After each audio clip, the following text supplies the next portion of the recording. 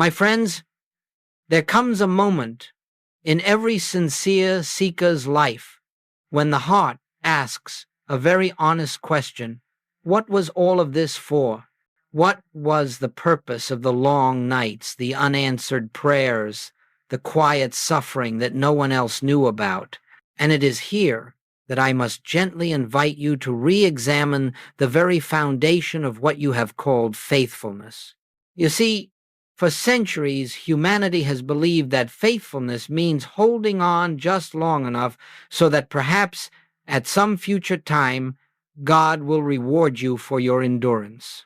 Yet I tell you this day, not as a theological argument, but as spiritual fact, God does not withhold anything from his own offspring. The belief that your suffering is some sort of spiritual test, the belief that God is waiting to see how much you can endure before he decides to bless you, this is part of the illusion that has kept humanity in darkness far longer than necessary. Your faithfulness in the difficult season was never about earning anything. It was not an examination, not a heavenly probation, not a measuring of worth.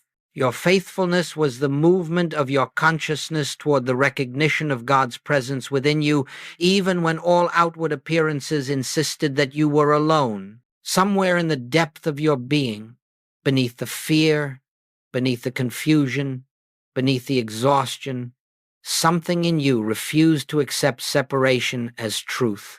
And that was faithfulness, not the endurance of pain, but the quiet insistence of the soul that God must be closer than the problem suggests. So today I wish to reveal something that may feel surprising, yet it is the very essence of spiritual awakening.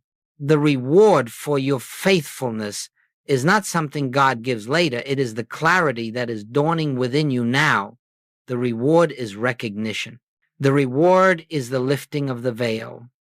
The reward is the quiet inner certainty that you are not a struggling human trying to reach God, but God's spiritual child in whom the fullness of divine life has always dwelt. You see, your suffering did not earn you anything. It merely dissolved a false identity that never belonged to you in the first place. And now, as the mist begins to clear, you are discovering what has been true from the beginning. God is, and you exist in God's presence, not as a beggar at the door, but as offspring of the infinite. This is where our journey begins. Let us look gently and honestly at that season of your life in which you felt weakest, because it is there, precisely there, that something beautiful was occurring beneath the surface, beyond your awareness, and entirely independent of your human strength. While you believed yourself to be merely enduring, something far more profound was taking place. You see, spiritual growth rarely announces itself with comfort. It rarely identifies itself through ease.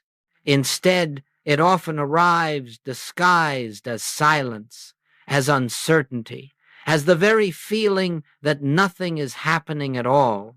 But I assure you, my friends, during those moments when you felt most abandoned, the roots of spiritual identity were quietly deepening within you.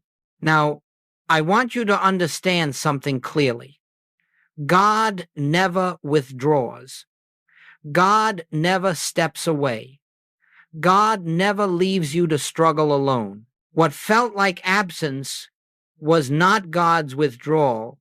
It was the dissolving of your reliance on the external, the dissolving of the belief that God must speak loudly or act dramatically or intervene visibly in order to be real. The silence you interpreted as distance was actually the stillness in which your consciousness was being prepared for recognition.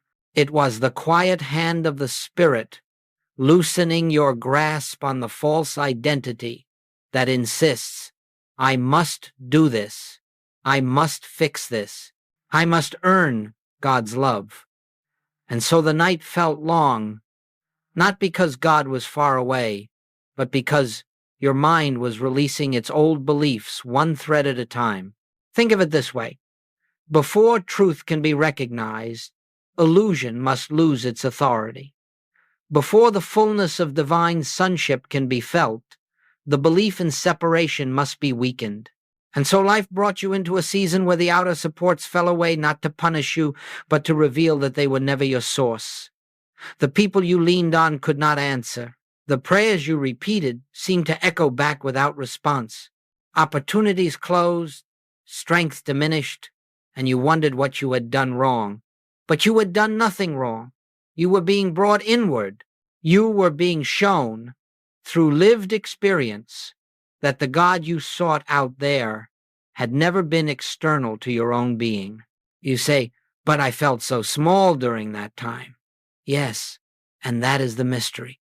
The more the personal ego weakens, the more the spiritual identity emerges.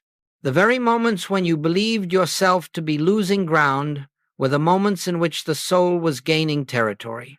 Every tear shed in genuine seeking, every breath taken in the midst of confusion, every step forward when you felt you could not take one more, all of this was the soul's movement toward truth. You thought you were failing. In reality, you were awakening. So I say to you today, do not despise that season. Do not rush to forget it. It was the womb of your rebirth. It was the quiet place where the seed of spiritual recognition was germinated. And though you could not see it then, you were growing precisely because you felt weakened. For it is only when human strength dissolves that divine strength becomes visible. Only when false identity crumbles that true identity reveals itself as the very life you are. This is the hidden journey you walked, even if you did not know it. Now, as we move deeper into this message, let us face something that human consciousness resists with great intensity. The true reward of your faithfulness is not measured in changed circumstances, but in changed identity. This is so essential that if you grasp only this one truth today, your entire spiritual journey will take on a new dimension. For the mind has been conditioned for centuries to believe that God's blessings come in the form of better situations, improved finances, restored relationships, relief from suffering, answers to prayers.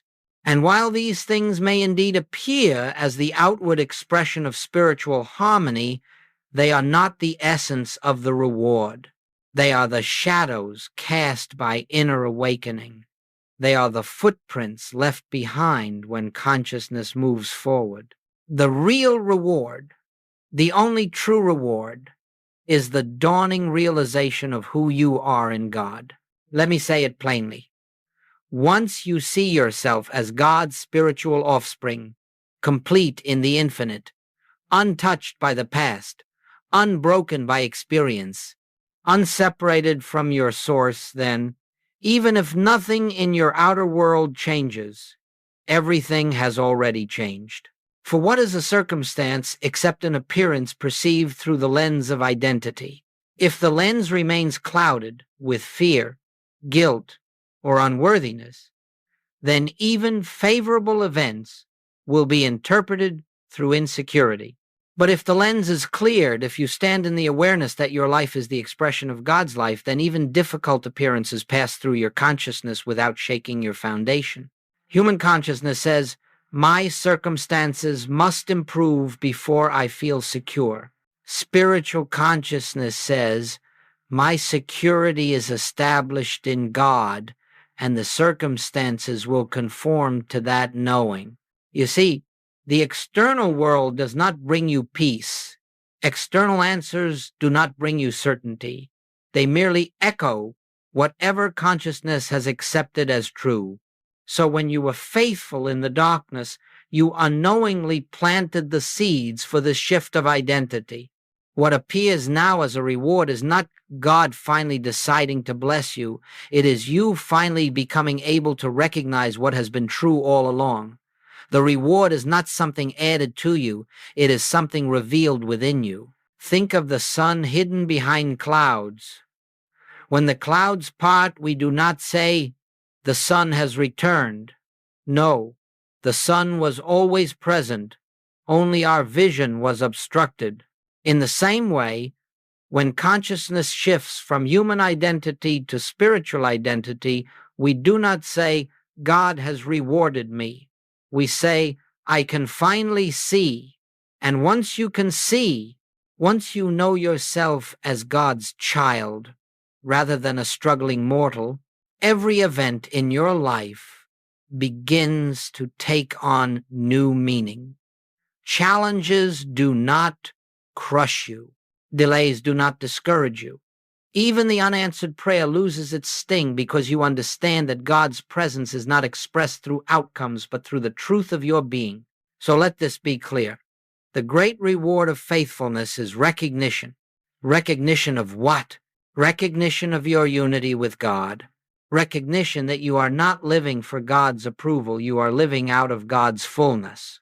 Recognition that your life is not a journey toward divine favor, it is the unfolding of divine identity. When this recognition takes root, peace arises without cause, gratitude flows without reason, and trust becomes effortless, not because your circumstances have improved, but because you have awakened. This is the true reward. The rest will follow as naturally as the tide follows the moon.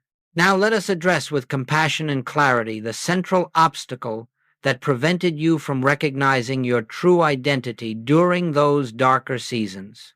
It is something almost universal, something inherited from centuries of religious conditioning, and something so subtle that most never question it. It is what I call sinner consciousness, the deeply rooted belief that you are fundamentally flawed, spiritually defective, and in need of earning your way back into God's good graces. And as long as this belief holds authority in your mind, you cannot feel like God's child, no matter how many scriptures you read, no matter how earnestly you pray, no matter how long you endure. Understand this. You never lost your spiritual identity. You did not stop being God's offspring. But sinner consciousness made you feel separated from the very source that has never been absent. It placed a veil between your awareness and your reality. And so you lived as though something were wrong with you, as though you were unworthy of divine love, as though you had to prove yourself to an external deity in order to be accepted. But this belief, my friends, is an illusion, and like every illusion, it collapses the moment truth is recognized. You see, the belief in sin as identity, not as action but as identity, is the greatest misunderstanding humanity has ever embraced. Mistakes, errors, harmful deeds, these are human experiences, yes, but they do not define the spiritual essence of the individual. They belong to the realm of appearance, not the realm of being. Your true identity is established by God, not by your behavior. And what God establishes, no human action has the power to undo. Sinner consciousness whispers, you must be forgiven. Spiritual consciousness declares, you were never condemned. Sinner consciousness says, God is disappointed in you. Spiritual consciousness reveals, God knows you only as his own expression. Sinner consciousness makes you beg. Spiritual consciousness invites you to recognize. During your difficult season, you could not feel the truth of your identity because guilt was standing as the intermediary between you and God. Not real guilt, not divine judgment, but psychological guilt, human guilt, inherited guilt, the kind of guilt that conditions the mind to see itself as unworthy of love, unworthy of joy, unworthy of the presence that is already within. Hear this clearly. Guilt is not a spiritual quality. It is a mental construct born of the belief in separation. And as long as you carry guilt as identity, you cannot feel the peace of being God's child, even though you are God's child. The truth you could not feel was not absent. It was overshadowed by an identity that did not belong to you. So understand, the reason you struggled to sense divine nearness was not because God had withdrawn, but because you were viewing yourself through the lens of unworthiness. And when you view yourself as unworthy, you assume God must see you the same way. But this is the central illusion. God does not see through human eyes. God beholds you through divine truth. God beholds you as whole, not broken, as complete, not lacking, as spiritual, not sinful. And when you begin to behold yourself as God beholds you, the illusion of sinner consciousness dissolves like mist under the morning sun. This is why you could not feel like God's child before. Not because it wasn't true, but because you were measuring yourself by a false identity that never existed in the mind of God. And today, that identity begins to fall away. There comes a moment in the life of every sincere seeker, perhaps slowly, perhaps suddenly, when something within begins to shift. It is not dramatic.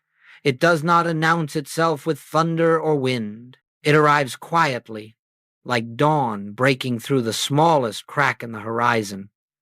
And if you are not attentive, you may mistake it for nothing at all. But I tell you, this moment is the turning point of your entire spiritual journey. It is the moment when faithfulness ripens into recognition. Up to this point, your faithfulness may have felt like endurance. You prayed, you waited, you held on, even when you felt empty. You stayed present, even when God felt silent. But there is a difference between faithfulness rooted in hope and faithfulness rooted in recognition. Hope says, perhaps one day God will come. Recognition says, God is already here and has never been absent. This turning point is the instant when the soul realizes that all the seeking outward, all the reaching toward a distant God, all the effort to please or persuade or perform, none of it was necessary. The presence you longed for was the very substance of your own being. The voice you strained to hear was the sound of your own true identity. The peace you prayed for was already within you, awaiting only your awareness. You see, there is a moment when the soul ceases striving and begins beholding. It is as though the inner eye finally opens and sees the ineffable truth. I and the Father are one, not someday, not after purification, not after spiritual achievement, but eternally, factually, immutably one. And this realization does not come because you prayed hard enough or waited long enough. It comes because the ego, exhausted from its own efforts, finally relaxes and allows the truth to reveal itself. At this turning point, faith takes on a new meaning. It is no longer a desperate clinging to promises. It becomes a restful assurance in what already is. You stop asking, when will God act? And instead you begin to recognize, God is the very life living me. You stop bargaining with heaven and instead acknowledge heaven as the present condition of your being. You stop seeing yourself as a seeker searching for God and begin seeing yourself as the expression through which God reveals himself. My friends, this is the great shift. This is the awakening of spiritual maturity. This is the moment when faithfulness becomes sight, when the outer longing dissolves into inner illumination. That gentle inner knowing, that quiet certainty arising without reason, that peace that does not depend on circumstances, those are the signs that recognition has begun. And once recognition begins, it cannot reverse itself. The mind may doubt again. Emotions may fluctuate. Circumstances may challenge. But something in you has already seen, and what has been seen cannot be unseen. You have passed through the hour of endurance. You are entering the hour of realization. And from this point forward, every aspect of your life will begin to reorganize itself around the truth that has dawned within you. You are God's spiritual offspring, and your unity with the infinite is the foundation of every experience yet to unfold. This is the turning point. This is the moment of awakening. And from here, the journey becomes one of deepening, not searching. Now that we have come to the place where faithfulness begins to flower into recognition, let us look at what naturally follows, not through technique, not through willpower, not through the manipulation of spiritual laws, but through the effortless activity of truth expressing itself. When you know yourself as God's child, demonstrations arise organically. They are not miracles to be chased, they are manifestations of alignment. They do not occur to prove anything to you or others. They occur because consciousness has returned to its true center, and reality must reflect what consciousness knows. Let me share with you what happens when identity shifts from the belief, I am a struggling human, to the realization I am the offspring of infinite spirit. First, you will notice a peace that arrives without cause, a peace that has no relationship to what is happening around you. The outer world may remain unchanged for the moment, but the inner world becomes still, as though a gentle divine assurance has settled into your being. This is the earliest demonstration, not a changed circumstance, but a changed awareness. And that changed awareness is more valuable than any external blessing you could receive. I recall a woman who came to me burdened with decades of self-condemnation. She believed her past mistakes had permanently separated her from God. For years, she tried to earn her way back through penance, through devotion, through relentless prayer. But nothing changed until one quiet afternoon when she grasped deeply, not intellectually, that God's love had never withdrawn, that her identity as God's child had never been tarnished. Within a month, her physical symptoms began softening, her relationships calmed, opportunities emerged, not because she did something, but because she recognized something. The cause was consciousness. The effects merely followed. Another man lived under constant financial pressure. Every decision came from fear, every plan from desperation. He prayed day and night for provision, thinking that if he prayed earnestly enough, God might intervene. But intervention never came in the way he expected. One day, as he sat in a moment of stillness, he felt a sudden realization. Infinite supply is the nature of God, and I live as the expression of that nature. That recognition dissolved the inner belief in lack, and as the inner belief dissolved, his external circumstances quietly reorganized themselves. A new opportunity appeared. A debt unexpectedly resolved. Ideas flowed that he had never considered before. His financial healing was not the reward of prayer, it was the demonstration of consciousness recognizing its source. And there was the teacher who constantly battled anxiety about her worth, always afraid of disappointing others. She pushed herself to exhaustion, believing her value depended on flawless performance. Yet the moment she recognized her identity as God's expression, not a personality striving to succeed, but a divine idea unfolding, her anxiety began to dissolve. Her work improved, not through pressure, but through peace. Her presence uplifted her students because she no longer needed validation from them. Her demonstration was not a new skill, it was a new consciousness. Hear me clearly. Every demonstration in your life will follow this same pattern. Not effort, recognition. Not fear, identity. Not striving, rest. Not outer achievement, inner realization. And the demonstrations you experience may vary.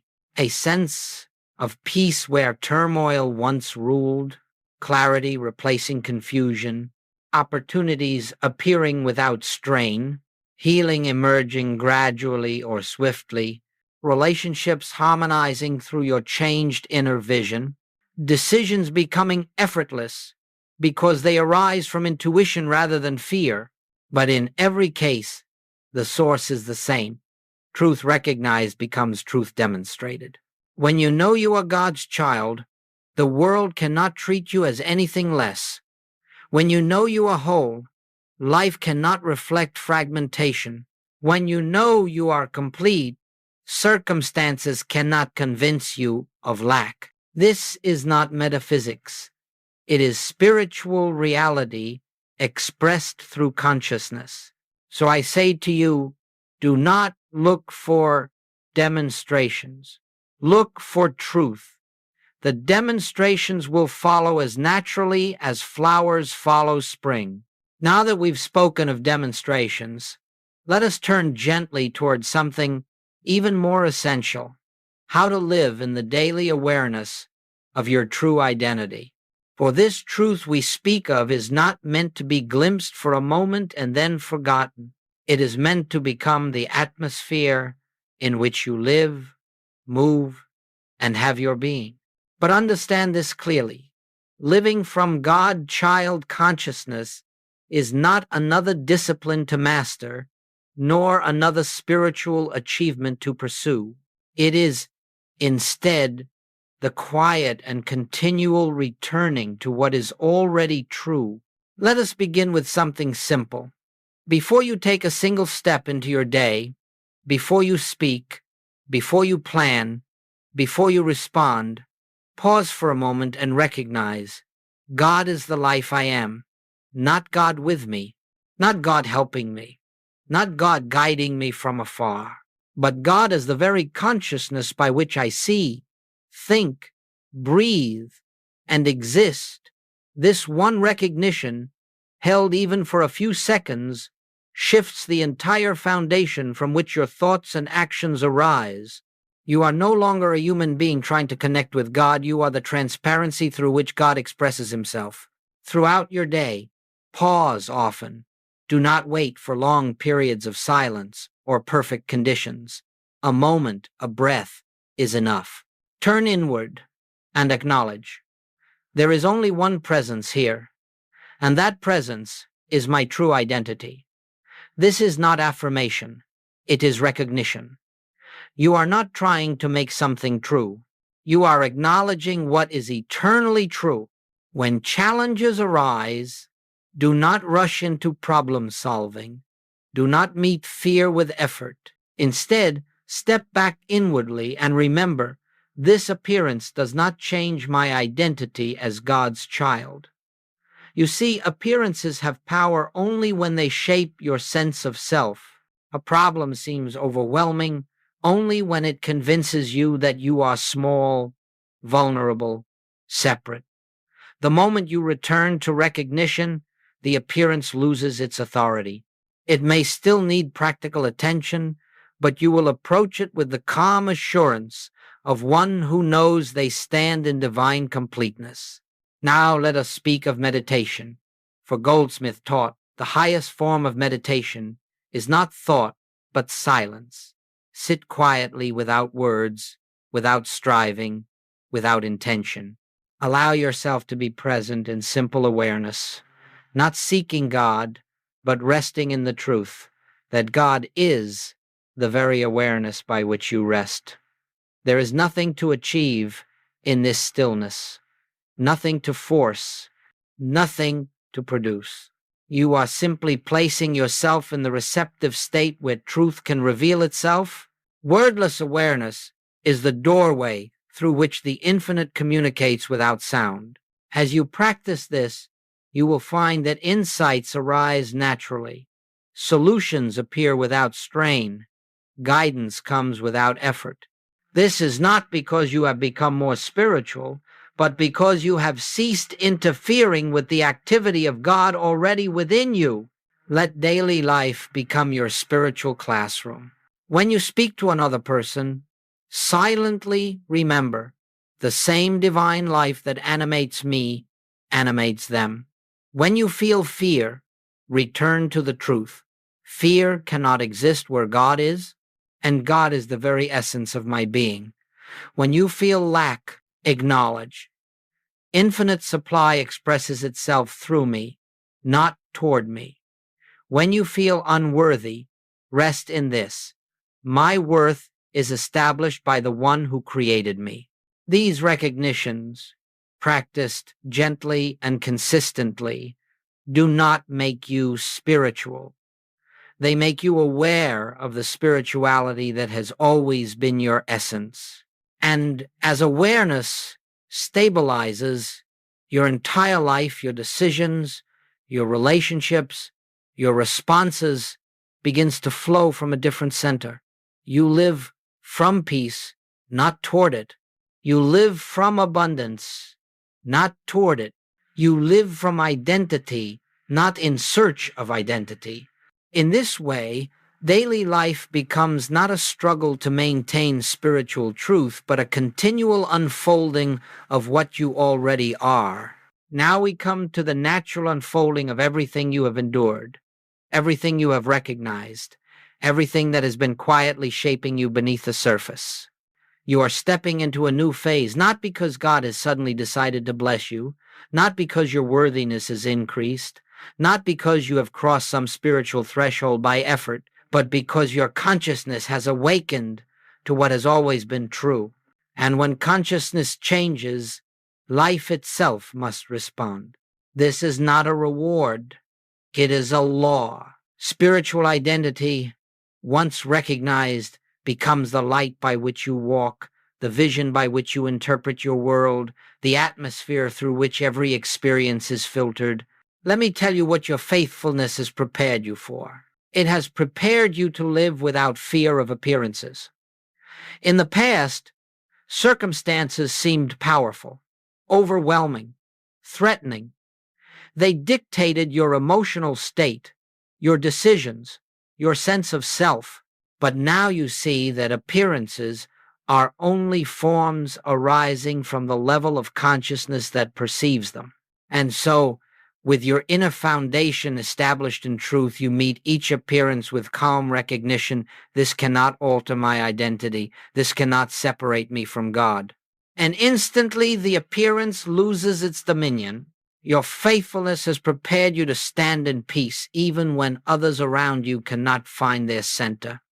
Your presence brings clarity where there was confusion, assurance where there was fear, not because you speak the right words or perform the right actions, but because your consciousness radiates the truth that others have forgotten.